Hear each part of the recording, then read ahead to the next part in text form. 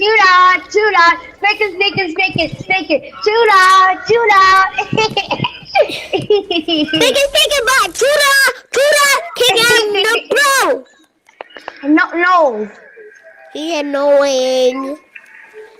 How's he annoying? He's just good. He's not even talking. So what do you mean he's annoying? Cause I'm talking. He's not even talking, so what do you mean? He's not even being me. He doesn't want to play. But we can't play more squads. I'm gonna have to kick someone. No, me. Okay, we might get. I'm ready to win this. Let's start it back. I'm gonna go reboot. You know, like Rock Phoenix. No, kick out Nerfball. There's no time. People are shooting. Just hurry up, Broken Rick, so I can get this win. Like, these people are, like, gonna, like, people are, like, traveling, so that's, like, just hurry up. Broken Brick Road, you will, like... Someone burned my skin! I got him! Broken, kick out Nerfball. Hold on, Minnie. Got him? Broken Brick. I'm about to res him. How long does this cake take? I need to add this guy. Wait, you're gonna add him? Yeah, I need to confront this guy. I need to confront this guy. I need to add him. Wait, why are you adding It's the guy that killed me. Why? Maybe that guy doesn't have a mic.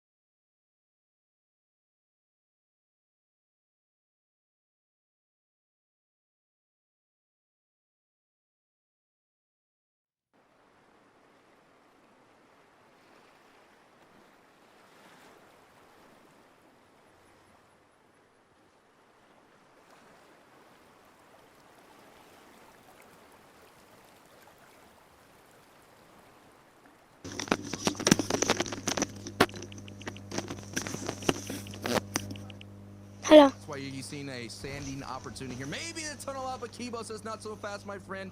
Going ahead and dig right into the sand and find himself an opportunity to convert some siphon and, more importantly, 2 points.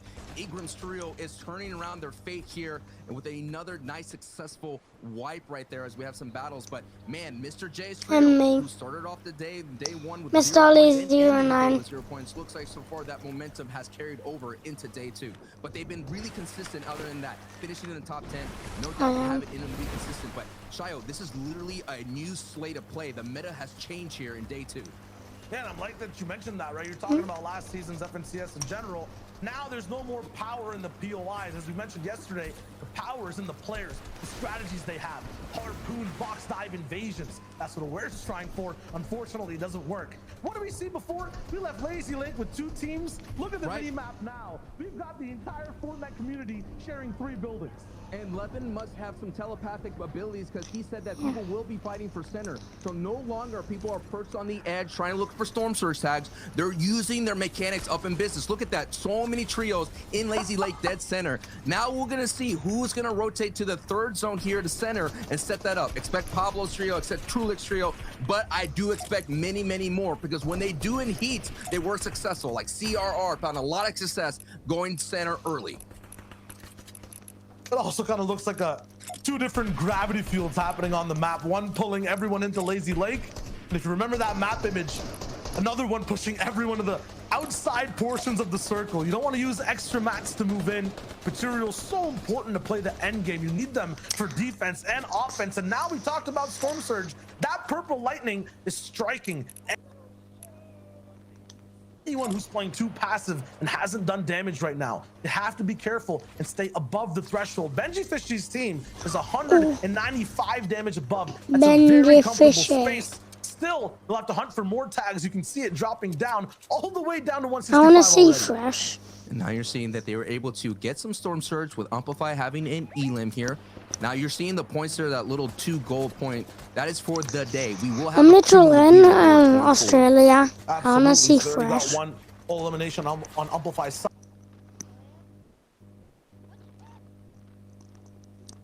What just happened? Cammy and Teak go down. What? They're only about 4 points behind, now just 2 with that elimination as well. So Benji might be able to take the lead off this game. Just have to be careful because today so far what we've seen, Sancho, right, or just in yesterday, Benji going down, sometimes Amplify going down. They have to be careful.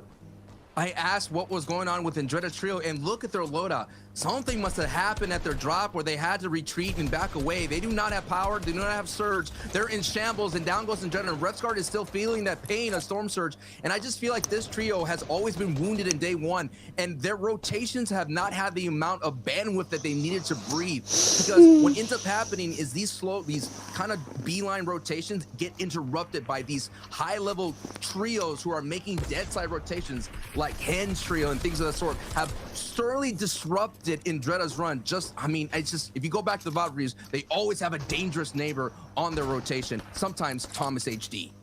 Yeah, they're flipping their POIs back and forth as well. It just gets really awkward to have a sound footing when playing the game. Still, though, I'm just watching out for Amplify, Matzo, and Benji. Train H and NRG, the combination. We're basically going to take first in just a few moments. One more Elim, and they can do it.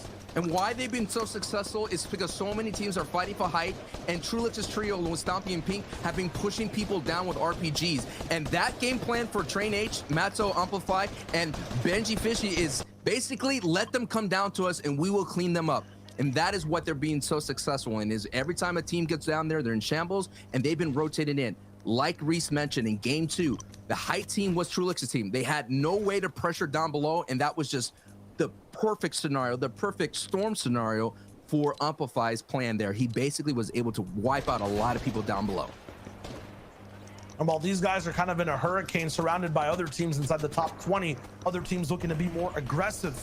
They'll be the eye in the center, trying to play a little bit more passively, trying to not have that much action. On the outside, we just got the perspective of Hen, Chapix, and Janice. They're going to be rotating in just a little moment, but everyone else has the same journey to make.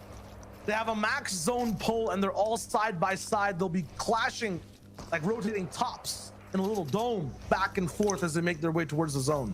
It's so fascinating to see. Everyone was talking about I getting max pulls and max pulls. Well, because everyone's fighting styles the same. Everyone's comfortable fighting on edge, going for Storm Surge tags on the backside of Storm for late rotations. Now, because of these storms are kind of pushing so far to the coastline or to the center, you're having a lot of people on that line, and then everybody's, because they're not moving towards he's center, actually my, of course you're gonna get I've been in his video It's once. gonna be so dangerous. The 5th zone, things of that sort, are always going to be so dangerous because you're always I've been in his center priority video when rotations. Man, Revsguard is going to have to clutch up here as a solo. What is I'm it? so sad. He's so lonely.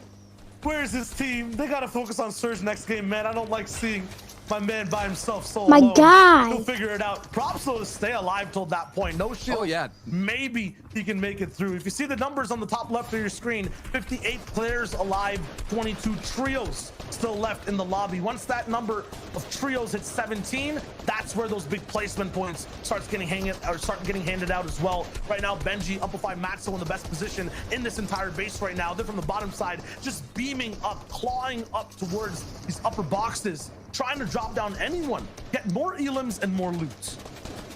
Now we're seeing the teams. We've seen Chapix go down the Thomas HD trio. You're seeing that team. Hen and Thomas HD, they're together. They're that neighbor rotation sitting right there. They know exactly that the dead side's valuable, so that's why they're on the north side having this battle. And anyone that invested in the center down in Retail Row, hey, you got to come on back, brother, and come on down to this congested area in Zone 5. It's the half in and half